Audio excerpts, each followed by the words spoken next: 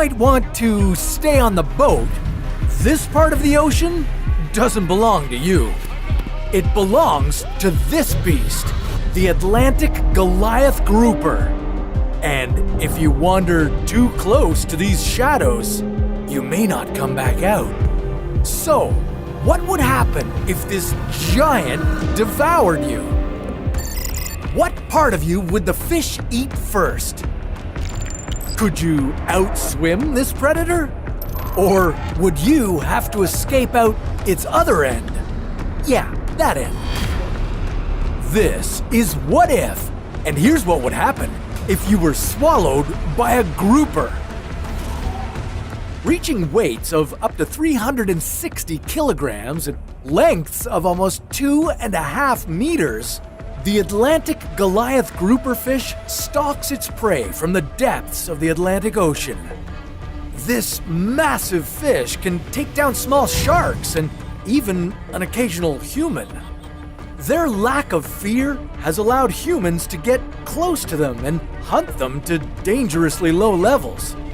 With their numbers down by 80%, the Atlantic Goliath grouper is a critically endangered species.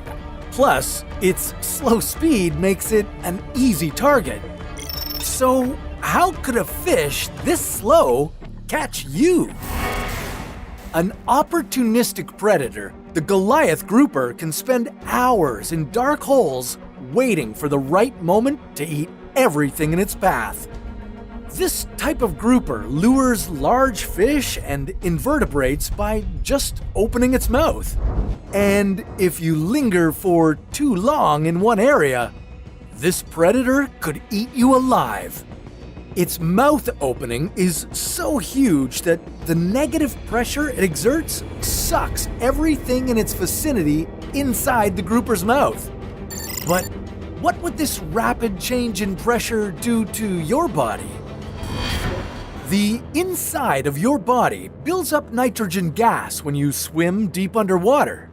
When you're near the surface, your body can expel the gas quickly, but when you've been down deep, you need to ascend slowly and give your tissue time to let the gas out naturally. When your body undergoes a sudden shift in pressure, the excess nitrogen in your body could expand and form bubbles in your bloodstream. If the negative pressure was too intense, it could give you a stroke or even paralyze you on the spot. But could you get away from this fish? It's not that fast, right?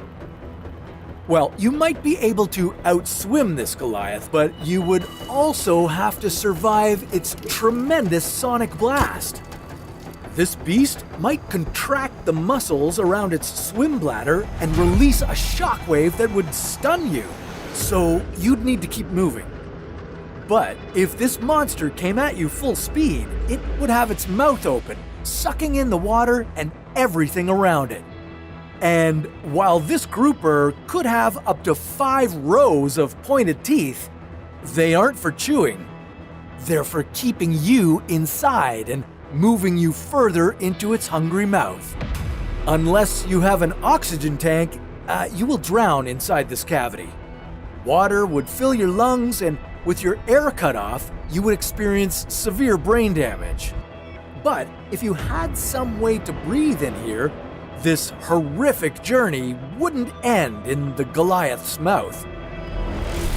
From this enormous cavern, you would travel down the fish's esophagus into its stomach, and there you might meet an even worse end.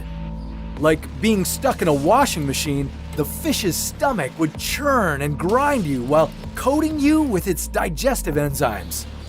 Unfortunately, this massive muscular organ evolved to hold large prey just like you. But don't worry, you only have one stop left. Although, I don't think you're going to like it. No, God! If you think you could escape out the back door of this fish, think again. The pylorus, the sphincter muscle, prevents any waste from getting through until the fish is ready.